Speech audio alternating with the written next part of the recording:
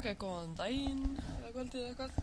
Í þessu vídeo ætlum við að tala um hlutafleður og í leiðin ætlum við að tala svolítið mögulegum stikun og stefnuafleður og snertiplan. Ég ætla að gera þetta út frá bara dæmi sem við tókum reyndar fylgjusti.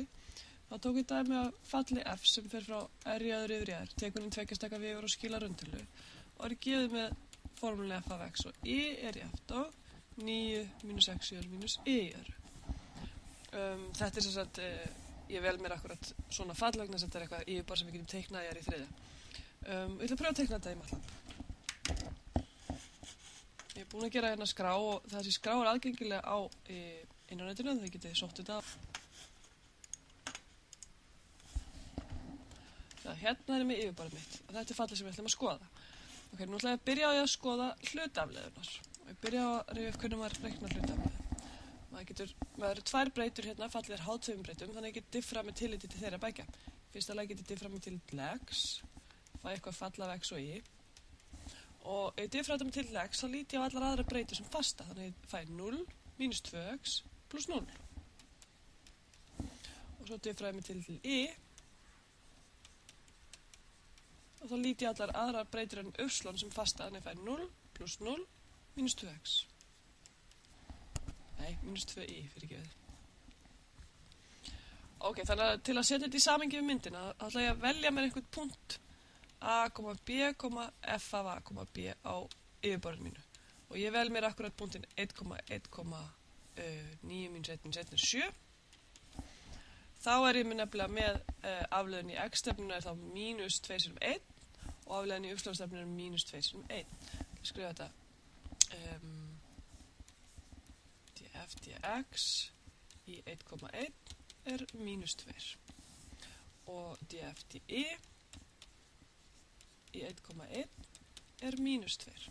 Ok, afleiðin með tilliti til x, hún segir okkur hver breytingin er í fallinu í stefnu positífs x-ás og afleiðin með tilliti til y segir okkur aftur á móti hver breyting í fallinu er með tilliti til positífs y-ás í stefnu positífs y-ás.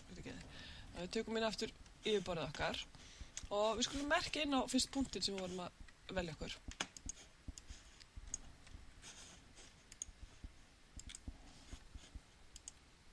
Þetta er punktin hérna og sjáum að x-ásin er hér og y-ásin er hér. Þannig að við snýjum aðeins.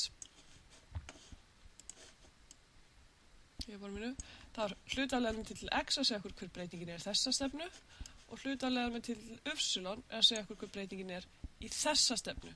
Og nú segi ég þessa stefnu en ekki þessa, vegna þess að pósitífur y-ás fer í þessa átt hérna. Ok, við skulum pröfa að skoða þetta aðeins. Skoðum hérna snertileg fallið í þessum punkti í stefnu x-ás. Og þá ætla ég að byrja að teikna á planið y jafnt og 1. Y jafnt og b, þar sem b er punkturinn minn í a, b. Ég ætla sem sagt að teikna snertil sem er snertil við feril sem myndast þegar þessi tvö plön skerast hérna. Þá skulum byrja í ganni á að stika þann ferilin þar sem þau mætast. Ég ætla að teikna hann inn á hérna. Skulum sjá hvernig við fundum hann. Skulum byrja að stika þennan feril og svo ætla ég að stika snertil við hann hérna í þessa átt. Skrifum hvað við ætlum að gera. Stikum ferilinn sem myndast.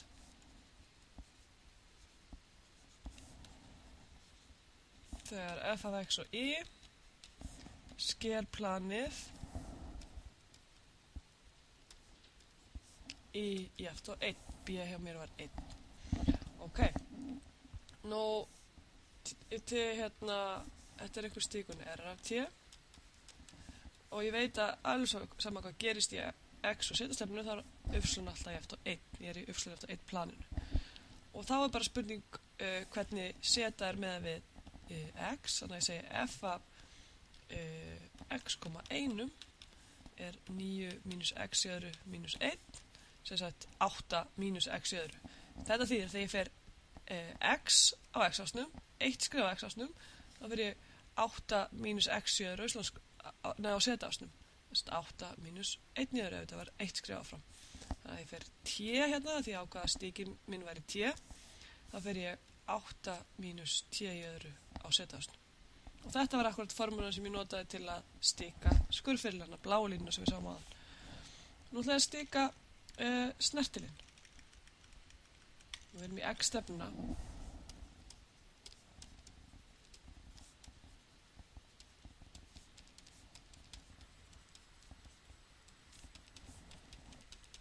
Og við erum með það í þessum punkti 1,1,7. Nú veit ég að snertillinn minn, þessi beina lína, hún inniheldur þennan punkt að sjálfsögðu og hún hefur hallatölu -2.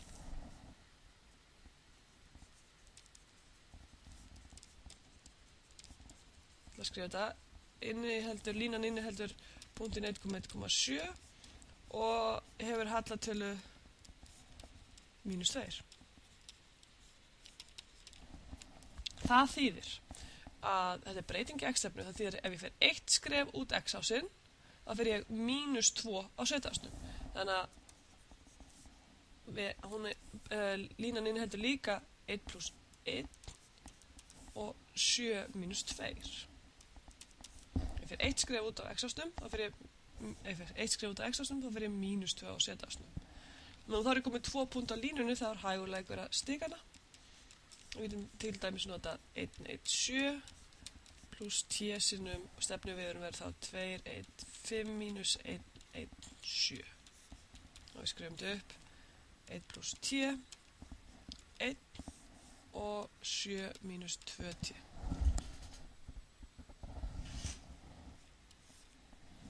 Ok, pröfum að teikna hana snertilínu.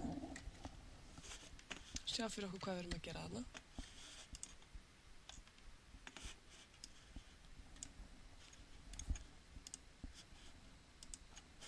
Þetta er svona snertilinn hana sem ég var að stika. Og nú skulum við pröfa að endurlega taka leikinn nema við skulum skoða öfslunafleiðina. Þannig að ef ég snýf myndinina þá vil ég skoða hvernig breytingin er í þess átt. Stika skurðferilinn og snertilinn. En við skulum bara láta næja kannski að stika bara snertilinn í þess átt. Ég ætla að teikna þess. Ég ætla sérst að teikna yfirborðið mitt aftur og punktinn. Og svo ætla ég að teikna planið X-jaft og A, við getum fundið það. Og þetta MATLAB-skjal hérna er á innanréttinu. Þannig að ég ætla sérst núna að stika snertilinn í þessa hérna átt. Ok, við gerum þetta alveg eins og við stikum snertilinn í X-stefnuna, ég ætla að stika snertilinn í Y-stefnuna.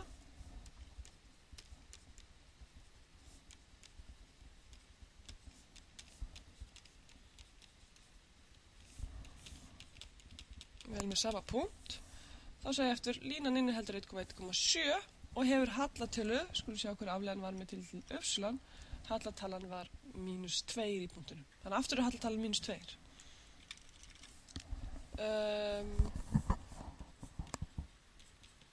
Hallatalan er -2, svo línan, sem er snertillinn minn, inniheldur líka. Og nú er ég að segja mér í uppslánstefna að X er fasti og ég fer 1 á uppslánásnum, þá fer ég -2 á Z-ásnum. Þannig að 1,2,5 er á línunni. Og við stikum. Er af T með 2 púnta, þá er lítið mál að stika. Get til dæmis gert það svona. 1,1,7 pluss T sinnum 1,2,5 mínus 1,1,7. Þannig að ég er með stikunina 1 og 1 pluss T og 7 mínus 2T. Svona. Pröfum að teikna þetta inn á myndinu okkar.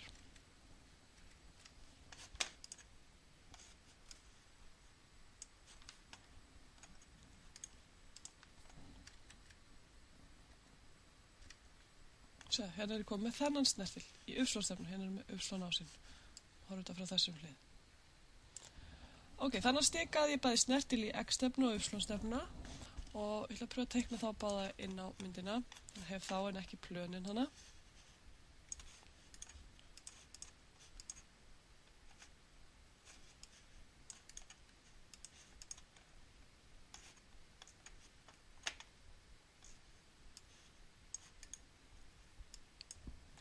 Svona. Ok, núna sjáum við, þetta snertil í þessa stefnu og snertil í þessa stefnu. Núna, ef ég geti fundið plan sem inniheldur þessa 2 vigra, þá ég komið með snertiplan við yfirborð mitt. Og snertiplanið þegar við erum í þessu, vítum frá R í öðru yfir í R, þá gefur það mér akkurat línulega nálgunina við yfirborðið. Og við ætlum sérst að finna plan sem inniheldur þessa 2 vigra. Og þá leitum við út að við fundum bara normal á vigrana og notum svo jöfnu plans. Og við vorum búin að leiða þetta út. Ég ætla að reikna þetta bara.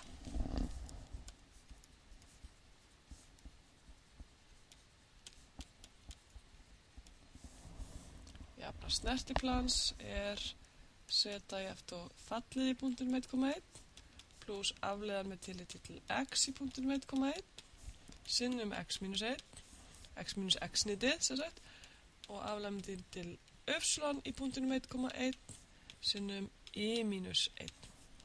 Setjum inn í þessa jöfnu bara, og hérna eigum við allt til að setja inn í þetta, og teiknum upp jöfnu snertiplansins.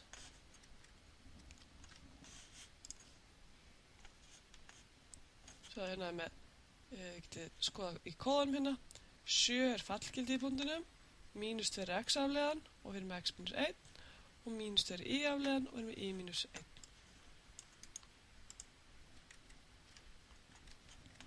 Myndin hér, séðu. Þetta plan sem inniheldur báða vigrana. Þetta snertiplan.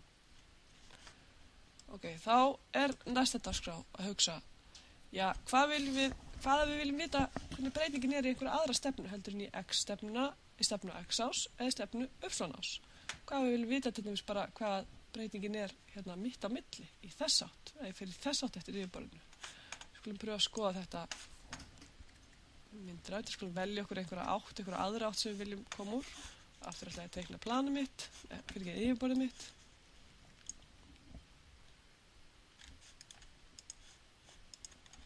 Ég ætla að teikna hérna snertilinn, ferlinn sem fæst þegar y oft á x. Y oft á x. Hvað við viljum vita núna, hvernig snertilinn í þessa stefnu. Þá tökum við bara, þetta heitir stefnuafleiða.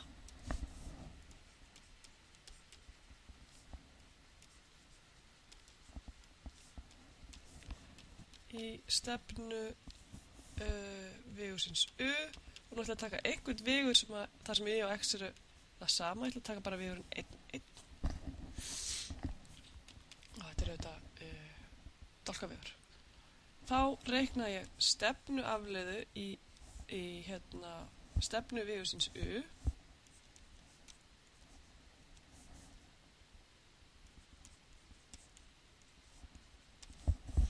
það þá bara stígulli minn í punktinum debilfalda við vigurinn minn. Ok, ég semst að finna þann hluta stígulsins sem í þessa stefnu. Og vegna þess að, sjáðu, ef við hugsaum það þess, áðan þá sagði ég að ég vildi fara eitt skref eftir x-ásnum og þá gaf x afleiðan mér hver breytingin væri í x-stefnu. Og svo sagði ég vildi fara eitt skref eftir y-ásnum og þá sagði y-afleiðan mér hver breytingin væri eftir y-ásnum í stefnu y-ásins. Nú ætla ég að fara í stefnu vigursins 1,1, þannig finn þann hluta stígulsins sem í þessa stefnu. Nema ef ég fer þetta hér skref, þá ekki að fara að skrefa lengdinni 1.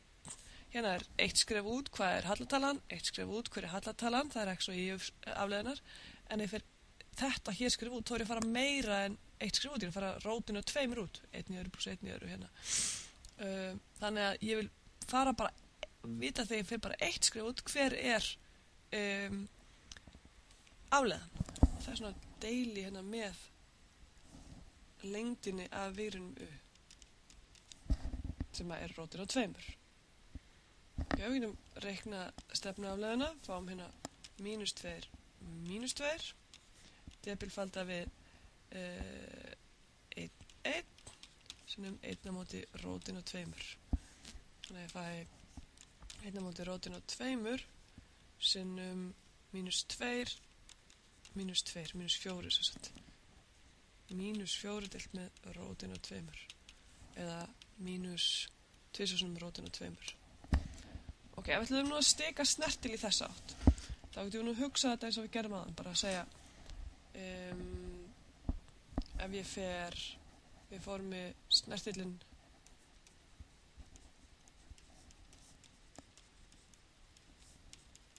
í stefnu 1,1 fer í gegnum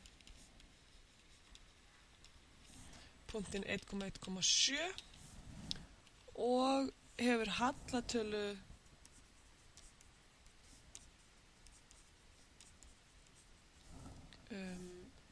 -2 sinnum rótin af 2, eða ég get sagt ef ég fer bara þegar ég var að debilfalda þessa 2 þá er að finna hver hluti stefnunar akkurat í þessa hérna átt, ef ég fer akkurat skrefið alla leið hinga, þannig að ég segi ef ég fer 1 skref eftir x-ásnum og 1 skref eftir y-ásnum þá fer ég -4 eftir z-ásnum.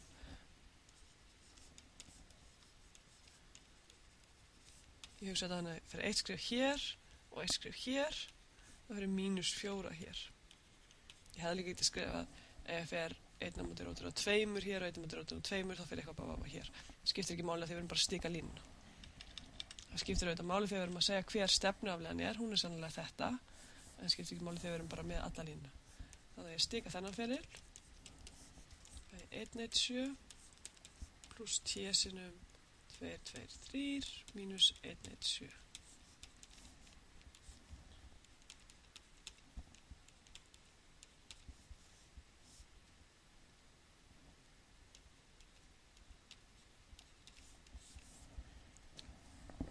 Ok, pröfum að sjá þetta myndrænt ef ég var með þetta líka.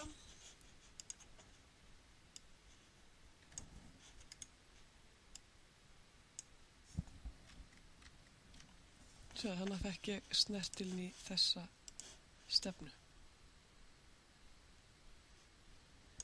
Og þetta liggur auðvitað í snertiplaninu, þessi snertil. Teiknum snertiplaniðna aftur. Þetta verður að ljóst út á myndinni að þetta er einn af vírónum í snertiplaninu. Eins og sagt, M-skráin hérna sem ég notaði á innröndinu. Þið getið leikið ykkur með þetta og pröfa að gera þetta fyrir dæmi sem eru á dæmiblaðinu. Segjum þetta gott.